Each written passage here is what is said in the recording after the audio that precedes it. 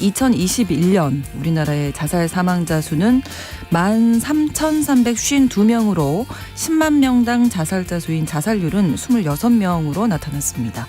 OECD 평균보다 2배 이상 높은 수치인데요. 우리나라는 지난 2016년과 2017년을 제외하고는 근 20년째 OECD 국가 중 자살률 1위라는 불명예를 안고 있습니다. 특히 올해 상반기에만 무려 7천 명에 달하는 사람들이 스스로 목숨을 끊었다고 하니까 정말 안타까운 일이 아닐 수 없는데요. 도대체 무엇 때문에 자신의 생명을 스스로 포기하는 선택을 하게 됐는지 국가와 우리 사회가 함께 심각하게 고민하고 예방을 위한 특단의 정책이 펼쳐져야 할 겁니다. 오늘 첫 번째 뉴스픽에서 이 문제 함께 고민해 보도록 하겠습니다. 오늘 더 국제 라이브에서는 지진으로 신음하고 있는 모로코로 가봅니다. 지난 8일 북아프리카 모로코에서는 규모 6.8에 달하는 강진으로 사망자만 2천 명이 넘었는데요. 중상자가 워낙 많아서 인명피해 계속 늘어날 것으로 예상됩니다. 지진 발생 이후 구조 작업이 한창이지만 피해 지역이 대부분 산악지형인 탓에 여러 가지 어려움을 겪고 있다고 하는데요. 세계 각국의 구호의 손길이 이어져야 할 것으로 보입니다. 더 국제 라이브에서 긴박한 모로코의 상황 전달해 드리겠습니다. 9월 11일 월요일 신성원의 뉴스 브런치 문을 열겠습니다.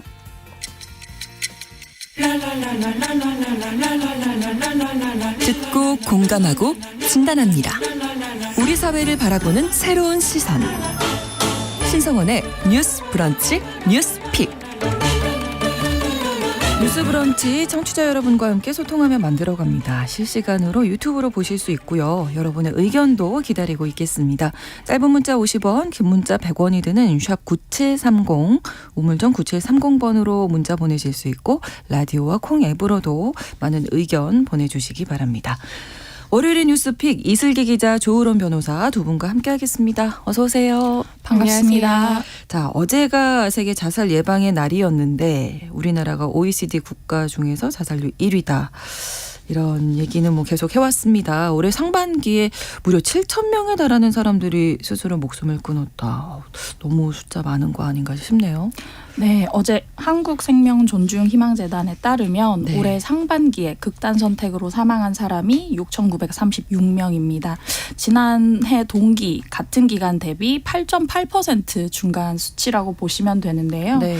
월별로는 1월이 가장 적은 976명이었고 네. 5월이 1,279명이었는데 매달 1,000명 정도가 극단 선택으로 사망했다고 보시면 돼요. 네. 여러 분석이 나오지만 작년에 비해 증가한 원인으로는 네.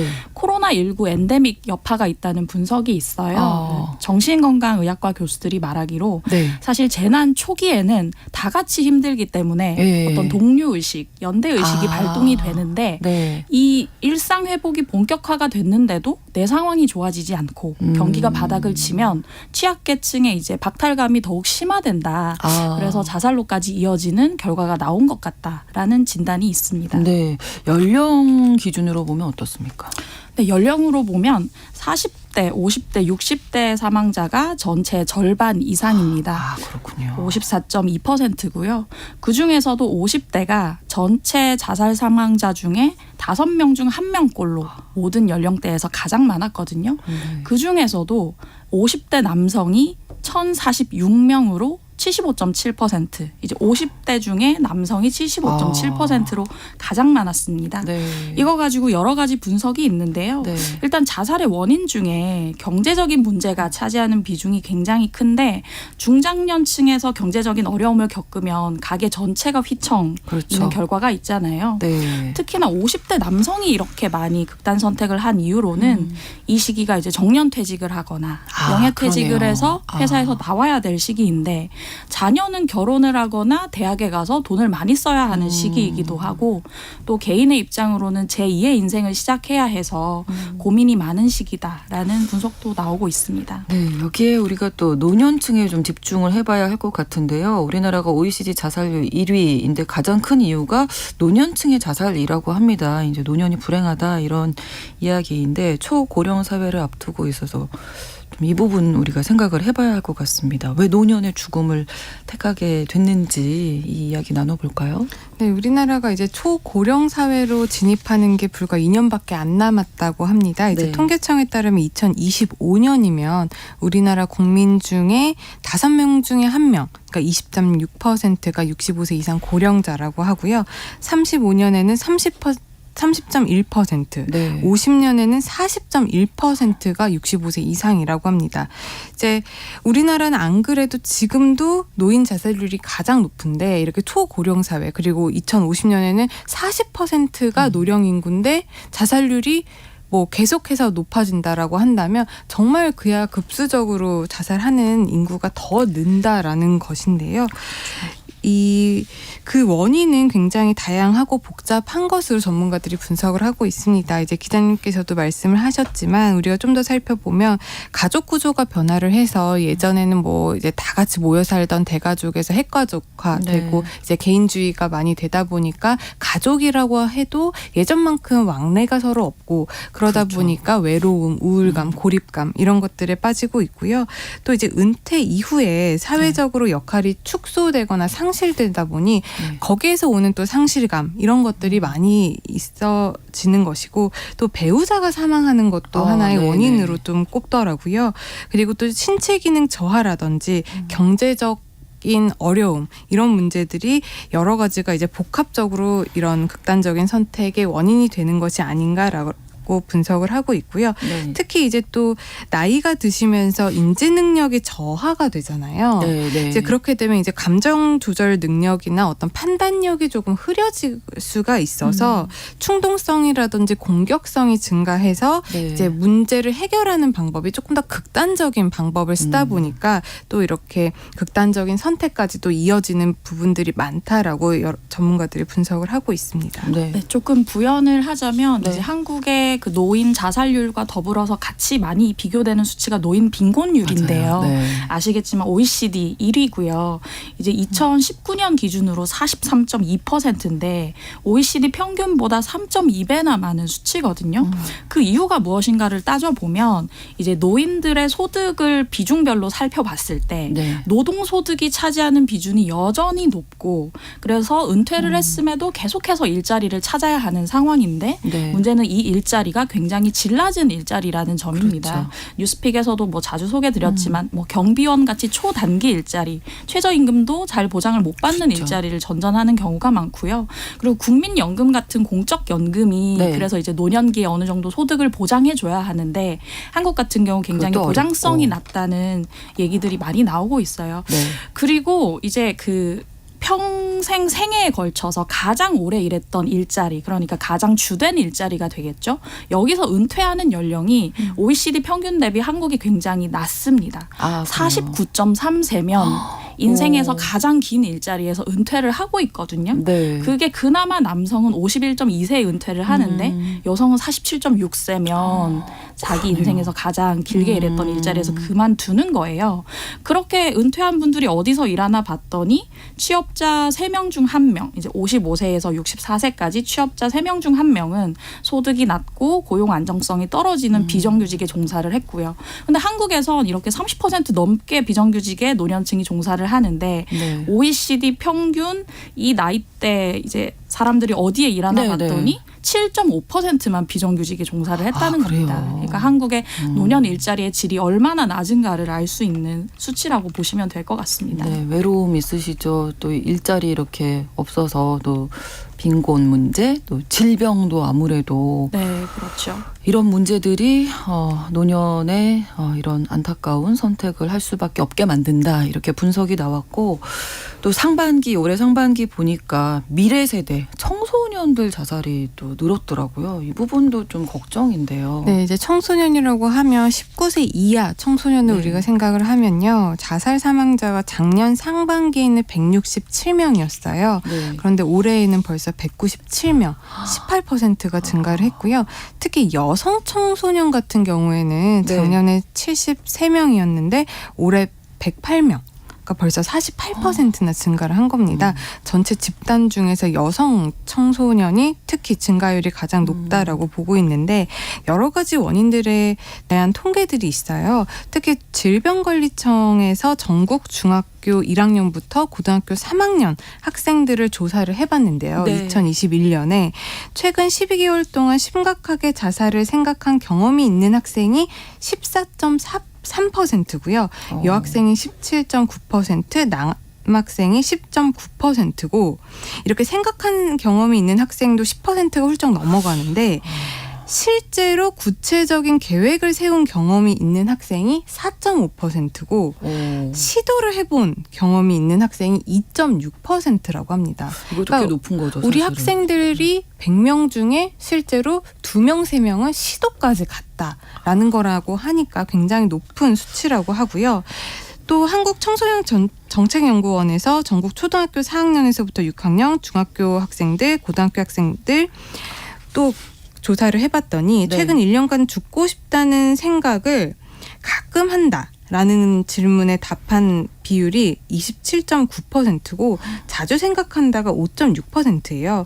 그러니까 30% 정도의 학생들이 죽음에 대해서 생각을 하는 거예요. 해보는 거죠. 그리고 네. 죽고 싶다는 생각을 하는 이유로는 제일 큰 원인이 학원 문제가 44.3%로 제일 컸고요. 네. 미래에 대한 불안, 그러니까 진로에 대한 고민 이런 것들이 21.6%, 가족 간의 갈등이 16.8%, 기타가 11.1%라고 하는데 네. 지금 청소년 사망 원인 중에 자살 비율이 거의 50%라고 합니다. 그러니까 청소년들이 사망하는 원인을 딱 해봤더니 예. 사망 원인 중에 반 정도가 지금 자살이라고 하니까 굉장히 지금 심각한 상태라는 것을 보여주고 있는 통계가 아닐까 싶습니다. 여기에 또 저희가 이 문제도 다뤘었습니다만 올해 상반기 우울증 갤러리 이 이야기도 네. 많이 했잖아요. 특히 10대 여성 청소년 지금 말씀을 해주셔서 이 여자 청소년들의 자살 사건이 또 큰 문제가 되기도 했는데, 그러니까 뭔가 이게 심리적으로 어려움이 있어요. 이런 게 생각할 네. 만큼 그럴 때 범죄에 좀 악용된다. 이 부분도 한번 짚어봐야 할 것 같습니다. 네, 이거 관련해서 분석 중에 제가 제일 와닿았던 게 이제 백정우 경희대 정신건강의학과 교수가 뭐라고 했냐면 네. 이렇게 마음이 우울할 때 네. 예를 들어 주위에 도움을 청하거나 네. 뭐 가족에게 도움을 청하는 게 아니라 우울증 갤러리에 호소하는 사회라는 거예요. 이게 정말 문제적이라고 보시면 되는데요. 네. 그 DC 인사이드 우울증 갤러리라는 곳에서 이제 촉발된 그 여학생의 자살 사건에 대해서 많은 분들이 기억을 하실 겁니다. 네. 지난 4월에 서울의 한 고층 빌딩에서 이 여학생이 SNS 라이브 방송을 켠 채로 투신을 했고요. 이 학생이 알고 보니 우울증 갤러리에서 활동을 했었고 여기서 이제 동반 자살할 사람을 구한다라는 글을 올렸던 20대를 만난 이후에 투신한 것으로 알려졌고요. 네. 이거 관련해서 이제 이제 극단 선택을 한 자녀를 둔 학부모들 인터뷰가 나오고 있어요. 네. 그 내용의 하나를 보면 이제 중학교 1학년이었던 자녀를 SNS 활동을 통해서 자살이나 자해 관련 정보를 주고받다가 네. 이제 극단 선택을 한 아이를 둔 어머니의 인터뷰가 한국일보에 최근에 실렸는데요. 네. 그 아이의 이제 SNS를 나중에 어머니가 봤더니 아무렇지도 않게 자기 극단 선택에 관한 찬반 투표를 올렸고 와우. 그리고 여러 사람들과 불특정 다수와 자살 관련 정보, 자해 관련 정보를 주고받았더라 하시는 거예요. 어머니 입장에서 정말 억장이 얼마나 무너지는 그런 놀라셨을까. 상황이었을 네. 텐데요. 그래서 특히나 그중에 어떤 20대 여성과 자주 자살 관련 정보를 주고받은 정황이 있어서 이걸 자살방조죄로 고소를 하고 싶었는데 사실 현행법상으로는 실질적으로 정말 자살에 도움을 주거나 뭐 현장에 같이 있거나 네, 하지 네, 않으면 네. 고소를 할 수 없어서 고소하지 못하셨다라는 얘기를 했고요. 그리고 이러한 SNS가 굉장히 오히려 이런 청소년들의 마음을 고립시키고 자기 혐오를 가속화한다라는 분석 결과가 굉장히 많이 나와 있습니다. 대한신경정신의학회에서 이런 설명을 발표했는데요. 인터넷 사이트와 소셜미디어가 자살을 부추길 수 있다. 네. 사실 인터넷상에서는 말을 굉장히 맥락 없이 직설적으로 하고 그렇죠. 굉장히 심각한 얘기를 좀 히히덕거리면서 하는 네. 문화가 있잖아요. 그렇다 보니까 별다른 문제의식조차 느끼지 않은 채 이제 자살을 자극하고 유도하는 행동들을 한다. 네. 이런 것은 굉장히 잔혹한 악행이라는 내용의 성명 성명서를 발표하기도 했습니다. 실제로 이렇게 우울증 갤러리에 뭐 자살에 대한 구체적인 방법을 제시를 한다거나 아니면 자살 동반자를 모집하는 글들이 굉장히 많이 올라오거든요. 근데 실제로 이런 정보들을 인터넷상에 유포를 하면 자살 예방법에 의해서 네. 2년 이하의 징역 2천만 원 이하의 벌금에 처해지는 형사 범죄예요. 그럼에도 불구하고 이런 것들이 제대로 단속이 되지 않고 단속을 하고 싶어도 이게 너무 무분별하게 빠르게 확산을 하다 보니까 네. 현실적으로 따라가기가 어렵죠. 어려움이 있는 거죠. 그래서 이런 부분들이 계속 문제가 되는 것이기 때문에 이런 네. 부분에 대한 처벌 수위라든지 단속을 좀 더 강화하자는 목소리도 나오고 있고 네. 최근에는 이 우울증 갤러리에서 이렇게 자살 방법만 서로 공유하는 것뿐만 아니라 네. 여기에 들어가서 이제 자기의 감정을 토로하시는 분들이 많이 정서적으로 심리적으로 어려운 분들이 많잖아요. 그러니까 네. 이거를 이용해서 또 제2의 범죄를 하는 사람들이 늘어나고 있는 거예요. 네. 그런 사람들을 또 꼬여내서 성착취 영상이라든지 그렇죠. 네. 그런 2차 가해가 또 범죄로 이어지고 하다 보니까 그 부분도 지금 굉장히 심각한 문제라고 하고 최근에도 우울증 이 갤러리에서 만난 여학생을 성착취물 영상을 제작을 한 20대 남성이 또 검찰에 불송치로 기소된 사건도 있었습니다. 그렇습니다. 최종욱님께서 청소년들에게 경쟁만을 가르치는 우리나라 교육 방식이다 보니까 압박받는 그 삶을 받아들이기 힘들었겠죠. 안타깝습니다. 이렇게 남겨주셨고요. 2081번으로는 자살을 한다는 것은 삶이 더 고통스럽다는 뜻입니다. 여러 가지 이유가 있겠지만 자살을 이대로 계속 방치해서는 안 될 겁니다. 미래를 기약할 수 없는 상실감이 큰 동기로 나타난다면 사회적으로 국가적으로 많은 고민이 필요할 것 같습니다. 자살이 이렇게 많다면 정부에서 어떤 기구를 따로 운영하는 것도 한 방법이지 않을까 생각합니다. 이렇게 남겨주셨는데요. 좀 쭉 보니까 뭐 전체적으로 중장년층, 노년층, 청소년층 이렇게 알아봤잖아요. 전 세대가 다 좀 어려움을 겪고 있다. 이런 생각이 드는데요. 다 각자 뭐 고민도 있고 어려움도 있겠지만 글쎄요. 내 얘기를 좀 나누고 이렇게 들어주고 공감하는 이런 곳이 정말 필요했구나 이런 생각이 들거든요. 왜 이렇게 우리나라 자살률이 높을까? 어떻게 생각하세요? 너무 안타깝네요. 월요일 아침인데. 지금 이제 전 세대적으로 청소년 말씀드렸고 작년 말씀드렸고 네. 노년 말씀드렸는데 이제 20, 30대 청년이 빠진 것 같아서 좀 말씀을 드리자면 네네. 청년 자살률도 계속해서 증가 그렇죠. 추세에 있습니다.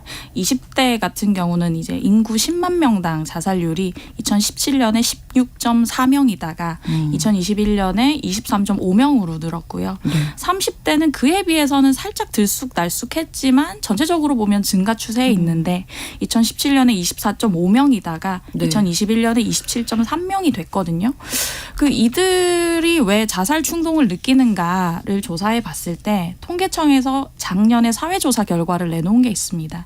20대 같은 경우는 질환이나 우울감, 네. 장애가 자살 충동 이후에 가장 큰 원인이라고 했고요. 다음이 직장 문제였어요. 왜냐하면 20대는 이제 취업의 길목에 있기 때문에 그렇죠. 직장으로 많은 어려움을 겪고 있고 30대는 질환, 우울감, 장애가 첫 번째 요소고 다음은 경제적 어려움. 직장에 취업을 했음에도 불구하고 내가 원하는 소득을 벌지 못한다거나 하는 어려움에 처해 있는 것으로 나타났고요.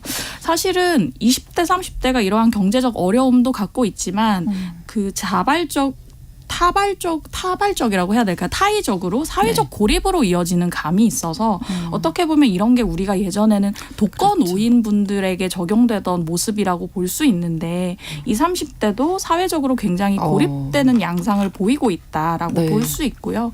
그리고 또 한 가지 이제 청년층들의 재무 건전성에 대해서 좀 말씀을 드리고 싶은데 네. 작년에 나온 가계금융복지조사라는 통계가 있습니다. 여기 보면 작년 3월 말 기준 29세 이하 청년층 가구주의 부채가 5천만 원 수준이에요. 이게 전년 대비 40% 증가를 한 수치거든요. 엄청나게 증가를 했고 이 가운데 금융부채가 4,500만 원 수준으로 전년 대비 35%나 증가를 했습니다. 그러니까 사회생활 시작한 지 얼마 되지 않았는데 갖고 있는 부채만 해도 뭐 학자금이라든지 뭐 집 관련 전세 대출이라든지 어마어마하게 지고 있다는 거고요. 그리고 아까 이제 그 댓글에서도 말씀을 주셨는데 결과적으로 이제 극단 선택에 가장 큰 영향을 미치는 것 중에 하나는 지금 상황이 너무 어렵다도 있지만 나아질 기미가 보이지 않는다. 그렇죠. 이걸 학자들은 무망감이라고 얘기를 하시더라고요. 무망감? 희망이 없다는 얘기거든요. 네네. 그러한 상황이 상대적 박탈감과 더불어서 더욱 강화되고 있기 때문에 이러한 기제가 좀 어느 정도 해소되지 않는 이상은 그러네요.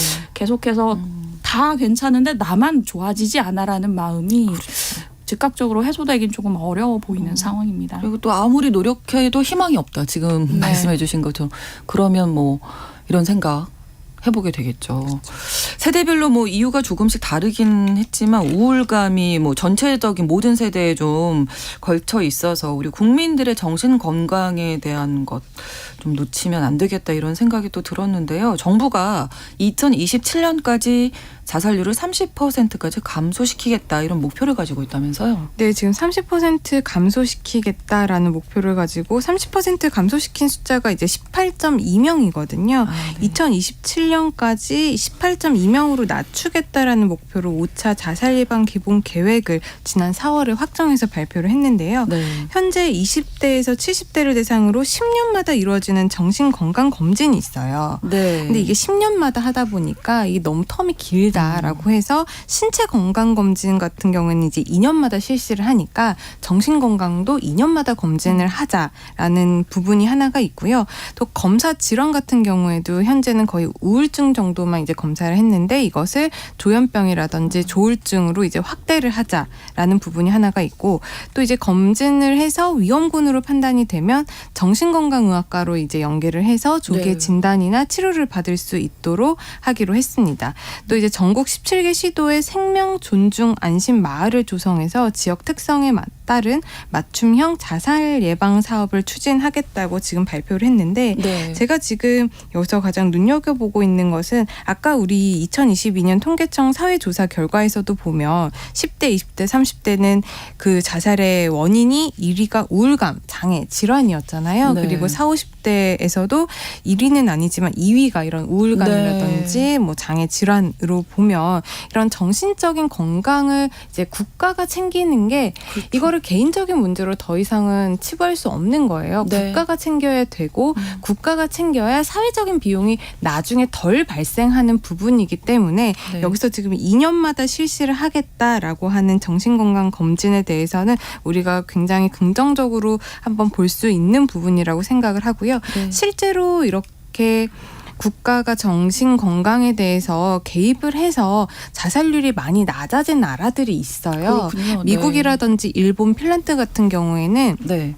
굉장히 1차 진료를 볼 때 1차 의료기관에서 네. 환자들의 정신 건강에 대해서 면밀히 좀 검사를 하도록 해서 발굴을 하는 시스템을 예전부터 많이 구축을 했다라고 합니다. 네. 그러니까 내가 그냥 몸이 아파서 가도 1차 의료기관에서 이렇게 설문이라든지 의사의 문답을 통해서 이 사람이 정신적으로 지금 어려움이 있구나라고 하면 이제 국가에 이제 뭐 보고를 해서 그 사람이 사후적으로 계속 관리를 받을 수 있도록 하는 시스템을 미국이라든지 일본, 핀란드에서는 만들고 있다 보니 이후에 자살률이 굉장히 낮아졌다라는 연구 네. 결과들이 있거든요. 그렇기 때문에 우리나라도 이제 2년마다 정신건강검진을 하다 보면 네. 그런 부분으로 좀 자살률을 낮추는 것으로 좀 우리가 기대를 할 수 있지 않을까라고 생각이 되고요. 실제로 이제 복지부가 내놓은 통계들을 보면 자살을 했던 사람들의 한 40% 정도는 네. 내가 도움을 얻으려고 했었던 것이지 정말 죽으려고 했던 것은 아니다라고 응답을 했다라고 합니다.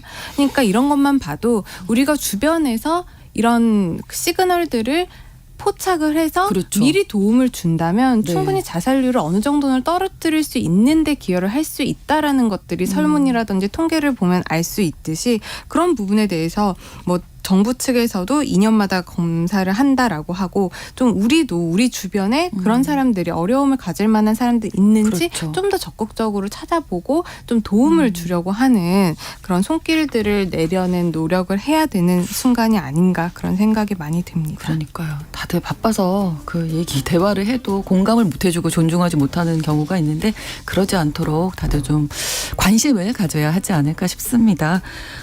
뉴스 브런치 잠시 잠시 후에 2부 이어지고요. 11시 30분부터 일부 지역에서 해당 지역 방송 보내드립니다.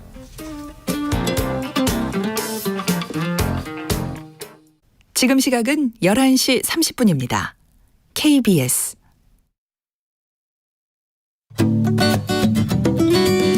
여러분은 지금 KBS 1라디오 신성원의 뉴스 브런치를 함께하고 계십니다. 어제가 세계 자살 예방의 날이었고요. 그래서 우리나라 자살률 분석하면서 이런저런 얘기 나눴는데 전 세대별로 다들 어려움이 있으신 것 같은데 다 외롭다. 나 고립돼 있다. 이렇게 생각하시는 것 같아요. 그래서 너무 안타까운데요. 네, 마음이 너무 안타까운데요. 저 아까 이제 이러한 힘든 상황이 있을 때 10대들이 우울증 갤러리를 찾는 나라라고 네, 네. 말씀드렸는데 그래서 좀 실용적인 측면에서 정보를 좀 드리고 네. 싶어요. 요즘에 이제 이 극단 선택 관련 기사를 보면 밑에 여러 가지 전화번호가 나오는 걸 보셨을 텐데 네. 그걸 좀 소개해드리면 일단 보건복지부가 직접 운영하는 자살 예방 상담 전화가 1393번이 있습니다. 네. 이건 뭐 공휴일이나 야밤이나 24시간 운영을 하고요. 1393. 네. 그리고 정신건강에 대해 내가 상담하고 싶다라고 하면 1577-0199로 하시면 되는데 여기에 전화를 거시면 네. 지역별로 지정이 된 국공립 정신의료기관으로 연결을 해줍니다. 그리고 상담 내용에 따라서 상황이 심각하다고 하면 119나 112가 바로 연계가 돼서 긴급 출동을 할 수도 있고요. 네. 그리고 이제 청소년들 같은 경우에 1388이라는 이것도 24시간 운영되는 전화가 있고 네. 또 청소년들은 SNS나 모바일 상담에 좀 익숙하잖아요. 그렇죠. 그런 친구들 같은 경우는 다 들어줄 개가 여기서는 아이 이제 멍멍할 네. 때 개인데요. 이 어플리케이션을 통해서 네. 상담을 할 수도 있고 혹은 뭐 카카오톡이나 페이스북 메시지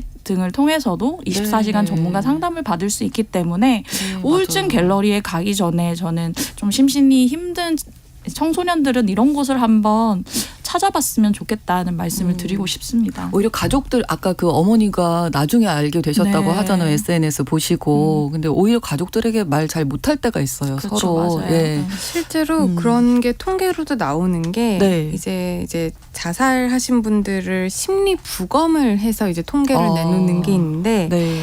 이제 자살 사망자의 93.6%가 사망 전에 경고 신호를 보낸 것으로 그러니까요. 지금 집계가 되고 있대요. 네, 네. 그런데 유족이 이것을 인식한 비율이 24%밖에 안 된다는 거예요. 그러니까 많은 분들이 돌아가시기 전에 나 좀 내 얘기 좀 사인을 들어달라고 보냈음에도 불구하고 하셨는데 가족들이 잘 알아채지 못한다는 거죠. 그렇기 때문에 그 부분에 대해서도 이제 가족들도 관심을 가져야겠지만 네. 이런 부분이 많이 힘들 때 아까 기자님 말씀하신 그 여러 기관들이 지금 있잖아요. 그렇죠. 그렇기 때문에 그곳들에도 용기를 내서 좀 두드리려는 맞아요. 노력을 해야 될 것 네, 같고 네.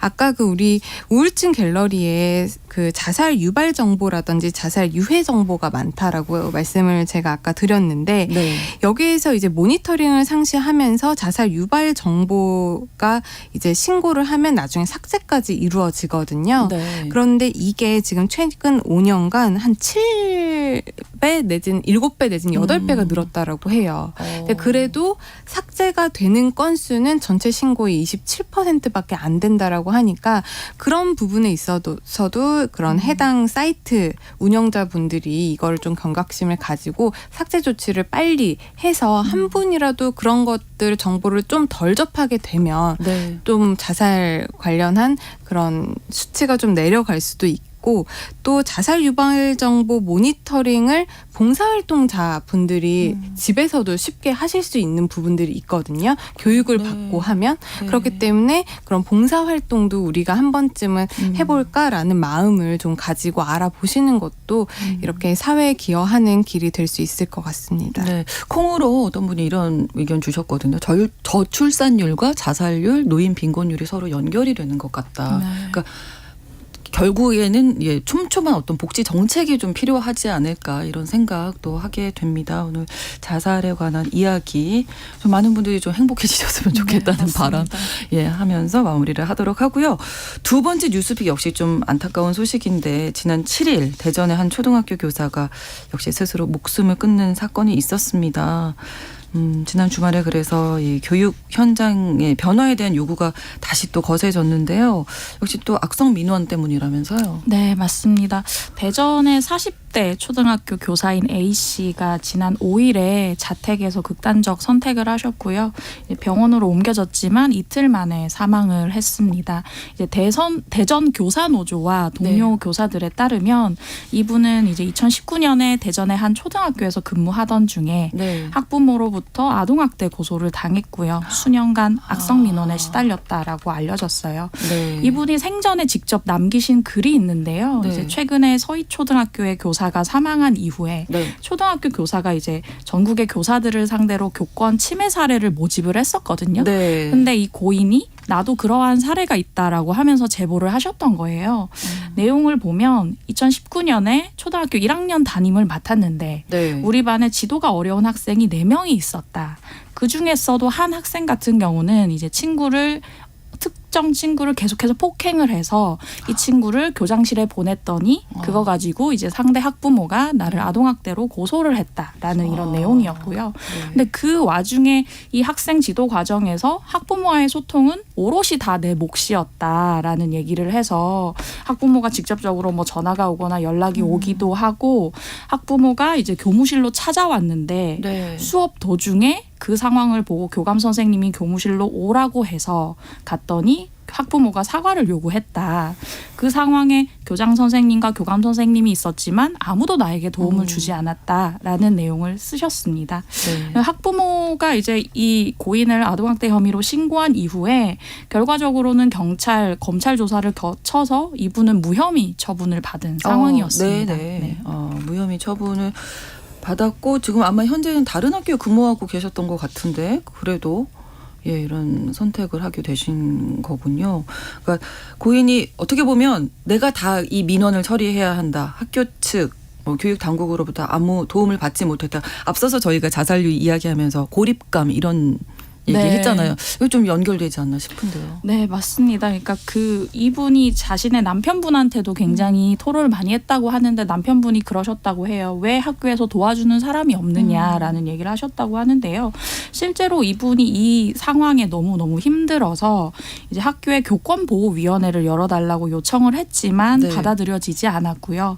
대신에 학교폭력대책위원회에서 이 해당 가해 학생이 특정 학생을 폭행을 한 정황이 있잖아요. 네. 그래서 이 학생에게는 학 내외 전문가에 의한 심리 상담과 조언을 받아라라는 1호 처분 정도만 내려졌다고 하고요.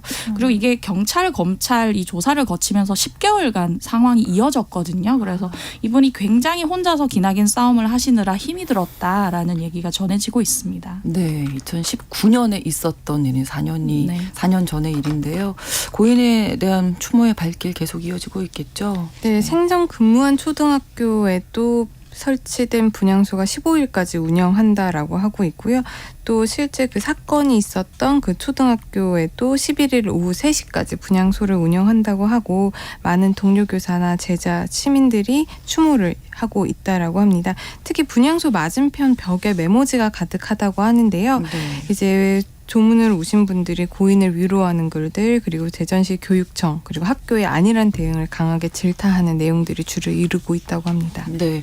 자, 그러면 이제 동료 교사들이 지금 사건 당시의 교육감이라든지 교장이 책임져라 이렇게 이야기를 하고 있는데 이게 지금 조금 시간이 지나서 이게 가능한 건가요? 충분히 증거가 있으면 이제 충분히 고소고발이 이루어지면 수사가 가능하고 실제로 처벌도 이루어질 수가 있을 것 같은데 실제로 어떤 적극적인 행위가 없으면은 사실 형사법적으로 처벌하기는 조금 어렵습니다. 네. 물론 뭐 직무유기나 이런 거를 생각을 해볼 수가 있겠지만 형사법으로 처벌하기 위해서는 굉장한 엄격하게 구성 요건에 딱 들이맞은 행동이 있어야 되는 거거든요. 그렇기 때문에 그런 부분들이 입증이 잘 될지가 사실 좀 미지수이긴 하고요. 또 그 학부모 관련해서도 그런 갑질이라든지 악성 민원에 대해서는 현재 뚜렷하게 뭐 협박이라든지 모욕죄가 성립할 만한 행위가 있으면 모를까 이제 계속 연락을 했다, 민원을 제기했다 이것만으로는 형사법적으로 처벌할 수 있는 근거가 조금 미비한 관계로 좀 어려울 수도 있죠. 네. 자, 여기에 요즘 교육 현장에 또 하나 논란이 있는데요. 어린이들이 체험학습 수학여행 갈 때 노란 스쿨버스를 타야 한다. 이런 교육부 지침이 내려져서 일단은 이 스쿨버스, 노란 버스라고 일명히 이야기를 하는데 이게 어떻게 된 건지 좀 네, 작년 설명해 10월에 제주교육청이 법제처에 현장 체험학습도 도로교통법상 어린이 통학버스 이용 대상에 해당하는지에 대한 법령 해석을 요청을 했고요. 네. 법제처가 교육 과정의 목적으로 이루어지는 비상시적인 현장 체험학습을 위한 어린이 이동도 어린이의 통학 등에 해당한다라고 해석을 해서 네. 어린이 통학 에 해당을 하면 그 우리가 흔히 말하는 노란색 그 버스로만 네, 네, 네. 이동을 해야 되거든요. 네. 그러니까 이제 수학여행을 갈 때도 이 노란 버스를 이용을 해야 된다는 그렇게 법이 해석이 돼버리는 겁니다. 그렇기 때문에 많은 혼란이 빚어졌고 이렇게 혼란이 지속되니까 그 부분 관련해서 경찰도 이 부분이 노랑버스로 운행하지 않더라도 불법이긴 하지만 당분간은 관련 단속을 하지 않겠다라고 했습니다. 하지만 이제 학교에서든 이게 불법이긴 하니까 네, 처벌은 어쨌든. 하지 않지만 불법이니까 네. 이제 여행을 가는 게 학부모들 네. 민원이라든지 여러 가지 부담스러울 수가 있겠죠. 네. 그렇기 때문에 많은 부분들이 지금 취소가 되고 있는 상황이라고 합니다. 저희 아이도 지금 체험학습 취소돼서 너무 실망했는데요. 네. 당연히 뭐 어린이 통학버스 이렇게 안전한 그런 노란색 어떤 장치가 돼 있는 네, 설치가 네. 돼 있는 버스가 있으면 당연히 안전을 위해서 너무 환영하고 좋겠지만 이게 부족하다는 게 문제잖아요. 지금 상황에서는. 그렇죠. 이제 전국의 대형 어린이 통학버스는 2,400여 대뿐인데요. 예. 대부분 9월에서 11월 사이가 이제 아이들 뭐 소풍 그렇죠. 그 체험학습 성수기라서 네, 네, 네. 이 현장학습 감당하기엔 굉장히 적은 숫자이고요. 그리고 이 연합회 전세버스 연합회에서 얘기하는 것은 정부가 얘기하는 노란 버스로 개조하기 위해선 대당 400에서 500만 원 정도가 든다는 겁니다. 말씀하셨던 통학버스 같은 경우는 노란색으로 칠하는 것뿐만 아니라 어린이 하차 확인 장치가 있어야 되고요. 네, 네. 어린이의 신체 구조에 맞는 안전띠를 설치해야 되는데 여기에 그만큼의 돈이 든다는 것이고요. 또 추가로 지금 전세버스 업계가 줄줄이 취소돼서 네. 힘들다. 우리 그렇다고 피해액이 하더라고요. 160억 원이다라고 주장을 하고 있고요. 네. 뿐만 아니라 아이들이 많이 찾는 체험학습자 뭐 예를 들면 에버랜드 같은 곳도 네. 예약들이 다 취소가 돼서 이런 곳들이 보통 후불 결제를 하거든요. 그렇죠. 그런데 지금 이제 취소가 돼서 이게 다른 예약을 받지 못했기 때문에 그렇죠. 너무 힘들다는 지금 울상이 나오고 있는 상황입니다. 어쨌든 지금 이제 2학기 단속은 미루겠다라고 하지만 지금 뭐 계속 취소가 이어지고 있는 상황인 거잖아요. 네. 네, 몇 군데 교육청에서는 이제 만약에 이 현장 체험 학습을 가서 사고가 났을 경우에도 우리가 전적으로 책임을 지겠다라는 입장을 발표는 했지만 현장 교사들 상황에서는 지금 교권 침해 논란이 한창이잖아요. 그렇죠. 근데 현장 체험 학습에 노란 버스를 이용하지 않고 갔다가 사고가 생기면 그렇죠. 더욱 빌미를 제공하는 꼴이 되기 때문에 더욱 사리고 있는 상황이고요. 그러다 보니까 이제 인생 첫 수학 여행 체험 학습으로 마음 졸이고 있던 설레하던 아이들이 지금 이 상황에 피해를 겪고 있다라고 맞아요. 보시면 될 것 같아요. 왜냐하면 지금 코로나19 때문에 한 2, 3년 네. 동안 학교를 다녀도 소풍도 한 번 못 그렇죠. 갔거든요. 이제 갈 수 있겠구나 하고 가보려고 있는데 하는데 지금 이걸 네. 못 가니까 아이들이 얼마나 실망을 했겠습니까. 자, 교육부가 법제처에 재해석을 요청했다고 하는데 그 사이에 뭐 체험학습 포기하는 학교 계속 나오겠는데요? 아무래도 그렇죠. 그런데 이렇게 법제처가 맨 처음에 해석을 한 부분에 대해서는 네. 뭐 아이들의 안전을 생각한 이유도 네, 있겠습니다만은 현실적으로 차가 그만큼 네. 준비되어 있지 준비되고 못하다. 했으면 라는 참 부분을 좋았겠다. 이제 좀 예, 예. 미처 살피지 못한 게 아닐까라는 생각이 들고요. 네. 그렇기 때문에 최근에는 이 비상시적인 이동, 그러니까 뭐 일회성이나 뭐 네. 그러니까 비상시적인 이동은 이 어린이 통학에서 제외를 해서 기존처럼 전세버스로 그냥 다니게 해달라라는 도로교통법 개정안까지 지금 올라와 있는 상황입니다. 네. 뭐 법제처에서 해석을 좀 뒤집어 줄지는 우리가 좀 더 기다려 봐야겠지만 있지만 네. 뭐 앞으로는 이렇게 해석을 할 때 좀 현실적인 부분도 고려를 해서 네. 좀 해석이 나왔으면 하는 게 좋지 않을까라는 생각이 많이 듭니다. 그렇습니다. 자, 그리고 앞서서 이제 자살 예방의 날 이 관련 이야기하면서 여러 가지 정보 주셨었잖아요. 네. 7098번으로 전화번호 다시 한번 알려달라고 하시는데, 예, 복지부 자살 예방센터 1393번이었고요. 네. 또 정신건강 관련해서 궁금하신 점은 1577-0199번. 네, 맞습니다. 그리고 이제 청소년들이 이용할 수 있는 그 어플로 이제 다 들어줄 개 아이를 이용하실 수 있다는 거 말씀드리고 어플리케이션이고 싶습니다. 청소년들은 1388번. 또, 약간 네. 좀 우울하다. 아, 나 좀 뭐 상담받고 싶다 할 때 네. 1388번. 그리고 복지부 자살예방센터 1393번 꼭 기억하시기 바랍니다. 오늘 월요일에 뉴스픽 이슬기 기자, 조으론 변호사 두 분과 함께했습니다. 고맙습니다. 감사합니다.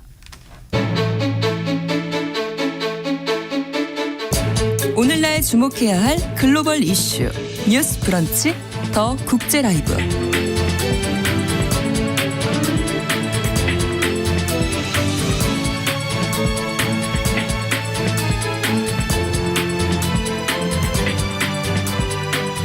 나라박 소식 전해드립니다. 더 국제 라이브, 오늘도 외신캐스터 조윤주 씨와 함께하겠습니다. 어서 오세요. 네, 안녕하세요. 자, 오늘도 두 가지 소식. 지난 주말에 많은 일들이 있었어요. 네. 인도에서 G20 정상회의가 열렸고, 일단 그에 앞서서 모로코 강진 소식 궁금하실 텐데 네. 지금 어떤 상황인가요? 네, 강진이 발생한 시각은 지난 8일이었고요. 예. 규모 6.8이었습니다.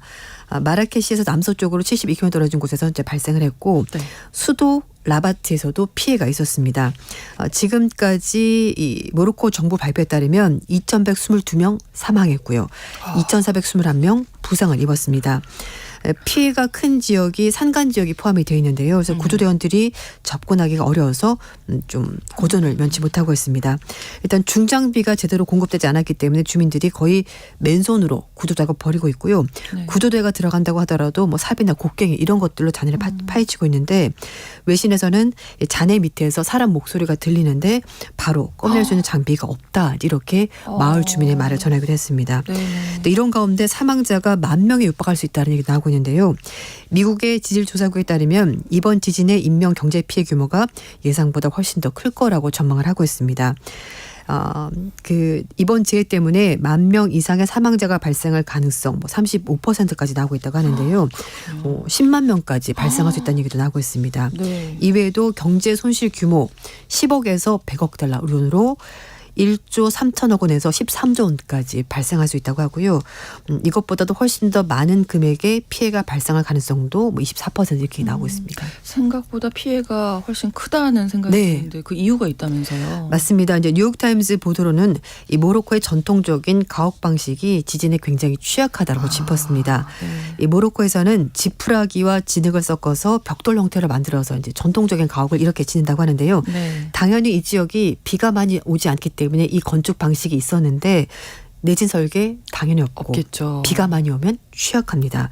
1960년에도 모로코 남서부 해안 도시에서 규모 5.8의 지진이 있었는데요. 그때 이 지역에 살고 있는 인구의 3분의 1이 사망한 일이 있었습니다. 그래서 그리고 나서 지진이 취약한 건물 구조가 문제가 있다라면서 뭔가 보완이 필요하다고 지역이 있었는데요. 네. 하지만 말씀드린 것처럼 산간 지역은 교통 접근성이 굉장히 떨어지고 있고 그렇죠. 구급차 들어가기 힘들고 그리고 이제 주택가라고 하더라도 골목이 좁고 이렇게 꼬불꼬불한 네. 형태로 되어 있다고요. 그래서 건물이 무너지면은 길 자체가 아예 막혀버립니다. 네, 네, 그러니까 사람이 네. 나올 수도 없고 구조대가 들어갈 수도 없고 이런 어려움이 있다고 하는데요.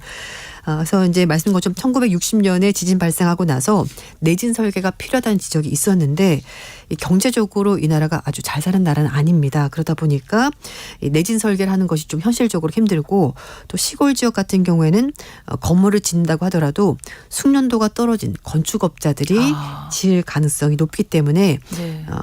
튼튼한 집을 효과가 있겠냐? 예, 그게 좀 사실 이제 현실적으로 이제 불가능했다라고 그렇군요. 지적이 나오고 있습니다. 세계 각국이 이 수색 작업에 동참하기 위해서 준비하고 있다고요? 네, 일단 모로코 정부가 공식적으로 요청한 건 아니긴 합니다만 일단 스페인 국방부가 구조대원 수십 명하고 이제 수색견 보내기를 결정을 했고요. 또 모로코와 국경을 맞대고 있긴 합니다만 2021년에 국교를 단절한 알제리는 폐쇄 상태였던 영공을 개방해서 인도적인 지원과 의료 목적의 비행을 허용하겠다라고 밝혔습니다. 네. 프랑스 외교부는 모로코 정부가 직접 요청한 건 아니긴 합니다만 그러나 필요하다면 언제든지 도와줄 준비가 돼 있다라고 밝혔고 네. 지금 한 200만 유로 정도 자금을 마련했으니까 필요하다면 언제든지 지원하겠다라고 입장을 밝혔습니다. 네. 자, 북아프리카 지역 주변 국가들이 또 아주 적극적으로 나서고 있다고요. 네, 뭐 튀르키예 같은 지역의 경우는 피해 지역에 텐트 1,000개를 전달할 준비를 마쳤다라고 밝혔고요. 이스라엘 국가 응급 의료 서비스 측에서는 모로코 적신월사의 회장과 연락을 해서 네. 필요하다면 몇 시간 안에 구조팀 바로 보낼 수 있다라고 밝혔습니다. 쿠웨이트 측에서도 모로코가 필요하다면 모든 구호 물품 지원하겠다라고 입장을 밝혔고요. 이런 가운데 축구 선수 호날두가 네. 자신이 가지고 있는 초호화 호텔을 지진 피해자들에게 개방했다고 합니다. 네. 이 호날두가 모로코에 호텔을 가지고 있다고 하는데요. 네. 피난처로 개방했다고 합니다. 객실이 174개 갖춰져 있는 초호화 호텔인데 이걸 무료로 이제 개방하겠다 밝혔고 뿐만 아니라 모로코 축구 국가대표팀 선수들도 지진 피해자를 돕기 위해서 헌혈 행렬에 동참하고 있습니다. 네, 정말 더 큰 피해 없이 구조 작업 잘 진행되길 바라고 우리의 예상이 틀렸다. 네. 이런 뉴스가 맞습니다. 나왔으면 좋겠습니다. 자, 그리고 주말 동안에 인도에서 G20 정상회의 열렸었는데요. 공동선언 내용부터 먼저 정리해 볼까요? 네, 간단하게 좀 정리해 드릴게요. 일단 회원국들이 우크라이나 전쟁에 대해서 우려를 담은 공동 성명을 발표했습니다. 하지만 전쟁을 일으킨 러시아를 직접 규탄한 내용은 포함되지 않았습니다. 주요 20개국 정상들은 공동 성명에서 유엔 헌장에 따라서 모든 국가는 어느 국가의 영토 보전과 주권, 정책 독립을 반해서 영토 획득을 추구하기 위해서 무력을 사용하거나 위협을 해서는 안 된다라고 지적을 했습니다. 그리고 우크라이나의 포괄적이고 정의로우면서 지속적인 평화를 지원하는 모든 관련된 건설적인 계획을 환영한다고 밝혔고요. 이렇게 우크라이나를 지지하는 문구는 담았습니다만 직접적으로 러시아의 침공을 규탄한 내용은 들어가지 못했습니다. 그래서 그런지 선언문에 네. 대한 평가가 엇갈린 거죠? 그렇습니다. 네. 로이터 통신에서는 서방 국가들이 러시아에 대해서 강력한 비난을 추진했고 다른 국가들이 이 광범위한 경제 문제에 초점을 맞추기 원하는 등 우크라이나 전쟁에 대해서 좀 서로 다른 입장을 보이면서 합의를 못했지만 이 정도면 그래도 괜찮다, 훌륭하다 이렇게 평가가 나오고 있고요. 네. 또 한편에서는 러시아와 중국은 작년에 발리 G20 정상회담에서 합의한 표현에도 반대했다라면서 반대하는 나라들이 있었다라고 구체적으로 언급했습니다. 네. 특히 이제 대부분의 회원국들이 우크라이나에서 전쟁을 강력히 비난한다고 밝혔는데 구체적으로 러시아라고 적시하지는 못했습니다. 이런 부분이 문제가 됐고요. 그래서 우크라이나 측은 외무부 대변인이 인터넷에 우크라이나의 공동 성명에 강한 문구를 포함하려고 노력했던 여러 파트너들에게 감사한다라고 말을 하면서도 그러나 좀 아쉬움이 있다. 라고 말하면서 입장을 밝혔습니다. 네. 반면에 리시 수넥 영국 총리는요. G20이 러시아의 흑해 곡물 협동 복귀를 요구하고 영토 보존을 존중하는 유엔 원칙을 잘 다뤘다면서 잘 됐고 강력한 결과다. 이렇게 또 긍정적으로 평가했습니다. 올라프 숄츠 독일 총독 기자회견에서 이번 G20 공동선언문에 우크라이나 영토 보존이 강조가 됐다면서 이런 부분을 봤을 땐 잘 된 것이고 또 러시아를 어떤 부분에서는 좀 고립시키는 그런 효과도 있었다라고 밝혔습니다. 네. 한편 이번 G20 정상회담에 아프리카 국가연합체인 아프리카 연합이 회원국으로 합류한 것도 주목받은 소식인데요. 네. 이전에 유럽연합이 가입했었고 그다음으로 아프리카 연합이 가입을 했는데 이 얘기는 미국과 서방이 주도하는 이런 세계 질서에서 중국, 러시아 경쟁이 격화되고 있고 이런 가운데 인도가 제3세계 국가들의 목소리를 하나로 모아서 식량, 에너지 위기, 기후변화 이런 거 관련해서 서구의 부연 국가들이 추구하는 그런 방향보다는 좀 다른 대항 세력을 독자적인 네, 방향으로. 만들었다 이런 평가를 받고 있습니다. 네. 자, 이렇게 선언문도 그렇고 수위를 조절한 게 네. 흑해 곡물 협정 재개를 위한 것이다. 이런 네. 해석이 있다고요. 그러니까 러시아를 너무 밀어붙이는 것은 좋지 않다라고 판단한 것으로 보이는데요. 그래서 이제 우크라이나 곡물 협정을 재개하는데 뭔가 좀 합의점을 찾는데 도움이 되지 않겠는가라는 얘기가 나오는 겁니다. 네. 이 공동선언문에 작년 7월달 러시아 우크라이나 체결한 흑해 곡물 협정의 완전한 이행을 촉구하는 내용이 들어있긴 한데요. 7월 달에 러시아가 협정 재개 못하겠다라고 밝혔습니다. 네. 왜냐하면은 곡물 수출을 이제 유엔과 튀르키예가 중재하면서 흑해 통해서 우크라이나 곡물을 수출할 수 있도록 해줬는데 네. 서방이 제재를 하는 탓에 러시아산 농산물 비료가 수출을 못하고 있기 때문에 이걸 풀어줘야지 흑해 곡물협정에 다시 들어가겠다고 러시아가 말을 하며 지금은 곡물협정이 파기된 상태입니다. 네, 지금 주요 20개국 정상회담 2008년에 처음 시작이 됐고요. 이제 이런 식으로 순번대로 돌아가기 때문에 24년 미국 그리고 이제 뭐 브라질 이렇게 하면서 이제 네. 거의 모든 국가가 한 번씩 의장국을 맡으면서 그렇군요. 지금 진행이 되고 있습니다. 네. 한편으로 회의에 참석한 우리나라 윤석열 대통령이 우크라이나 지원 계획을 발표했어요. 네, 우리 돈으로 3조 원 규모의 우크라이나 지원 계획과 밝혔고요. 그러면서 규범에 기반한 국제 질서 강화한다라 말하면서 우크라이나 전쟁 종식도 같이 얘기를 했습니다. 일단 금액이 상당히 큰 편입니다. 23억 달러 우리 돈으로 3조 원 규모가 되고요. 네. 일단 내년에 3억 달러 무상 지원하고 2025년부터는 대외 경제 협력 기금 통해서 20억 달러를 유상으로 지원한다고 합니다. 규모가 크기 때문에 앞으로 이제 재건 사업에 우리나라 기업들이 굉장히 적극적으로 들어갈 것으로 보이고요. 네. 또 전쟁을 겪어본 나라로서 그거 극복하는데 도움을 줬으면 좋겠다. 이제 이런 취지에서 우크라이나 전쟁 이제 복구하는데 도움을 줄 것으로 보입니다. 네. 이외에도 윤 대통령이 중국과 일본 총리 각각 따로 만났고요. 한중일 정상회의도 잘 개최해보자라는 뜻을 전하기도 했습니다. 네. 이번 G20 정상회의가 중국을 견제하는 의도도 포함됐다라고 볼 만한 내용이 있다고요. 네, 맞습니다. 시진핑 주석이 참석하지 않았기 때문에 또 그런 부분이 얘기가 나오는데요. 예. 중국은 잘 아시겠습니다만 1대1로 계획을 하고 있습니다. 그러니까 해상과 육상으로 실크로드 연결하는데 거기에 맞춰서 인도, 중동, 유럽을 철도, 항만으로 연결하자는 다국적 인프라 건설 구상을 미국이 주도했습니다. 네. 유럽, 중동, 아시아의 경제 연결성을 높여서 중국 영향력을 좀 저지하는 새로운 이니셔티브가 될 것으로 보이는데요. 어쨌든 중국의 리더십 부재를 이용해서 대중국 전제를 이번 회의를 통해서 한번 미국이 추진해봤다라고 볼 수가 있을 것 같습니다. 백악관 측은 미국, 인도, 사우디아라비아, 아랍에미리트, 프랑스, 독일, 이탈리아, 유럽연합 정상들도 네. 이번 회의에서 좀 굉장히 적극적으로 얘기하면서 인도, 중국, 유럽 경제 회랑을 추진하는 양해각서를 이 나라들이 체결했습니다. 백악관은 두 대륙을 연결하고 또 경제적으로 통합을 강화하면서 경제 발전이 잘 될 거라고 기대한다라고 입장을 밝혔습니다. 네. 월스트리트저널에서는 사우디, 아랍에미리트, 이스라엘을 철도로 연결하고 해상 운송을 통해서 인도와 유럽이 다 연결이 되는 거라면서 세계 최대 경제권 연결을 목표로 하는 것이라고 설명을 했습니다. 네. 조 바이든 대통령은 뭐 중국을 억제할 의도는 없었다고 네. 하는데 국제 정세니까요. 네, 또 그러니까 공식적인 입장 네. 그렇긴 합니다만 네. 이번 경제 회랑을 보면은 중국이 좀 배제하거나 견제하는 것이 충분히 의도가 들어있다고 볼 수가 있겠죠. 그렇습니다. 네, 더 국제 라이브 외신캐스터 조윤주 씨와 함께했습니다. 고맙습니다. 네 감사합니다. 신성원의 뉴스 브런치 9월 11일 월요일 순서 마치겠습니다. 저는 내일 오전 11시 5분에 다시 오겠습니다.